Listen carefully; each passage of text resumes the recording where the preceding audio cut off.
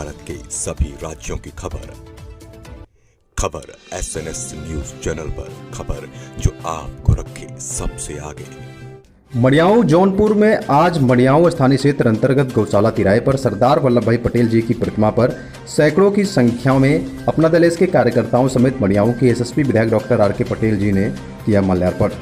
दिनांक 31 अक्टूबर को पूरा देश दीपावली के साथ भारतीय एकता दिवस मना रहा और यही अनेकता में एकता की पहचान है। खंड खंड भारत को अखंड बनाने वाले सरदार पटेल जी ने भारत की स्वतंत्रता के लिए लड़ाई लड़ी और देश के पहले गृह मंत्री बने।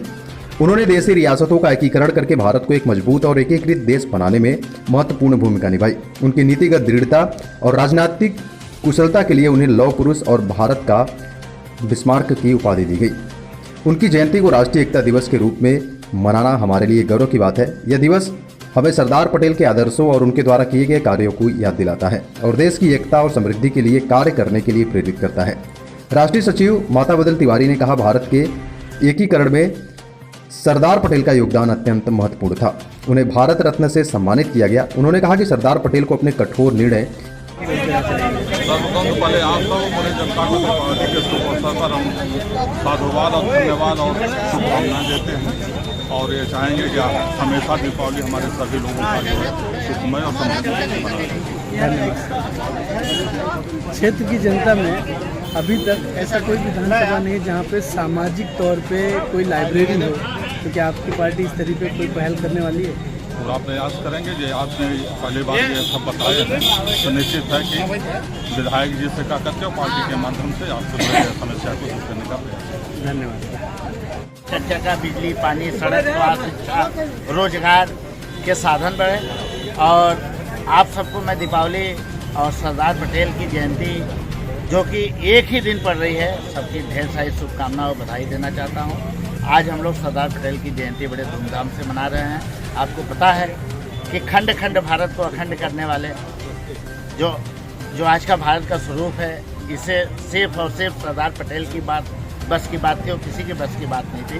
उन्होंने जो है दुरूह कार्य किया, उस पर उन्हें हम लोग नमन कर रहे हैं, उनका वंदन कर रहे हैं और उन्हें याद कर रहे हैं। और मैं तो आपके माध्यम से सबको ये कहना चाहता हूँ, सरदार पटेल को पढ़ें, सरदार पटेल को जानें, सरदार पटेल से कुछ सीखें कि देश के लिए क्या किया जा सकता है, कैसे किया जा सकता है और क्या करना चाहिए। इसलिए हमें सरदार पटेल को हमेशा पढ़ना चाहिए। आप देखेंगे जैसे जैसे समय बीतता जाएगा वैसे वैसे सरदार पटेल बड़े होते जाएंगे और वो नेता जो किसी कारणवश उसमें बहुत बड़े थे वो छोटे होते जाएंगे।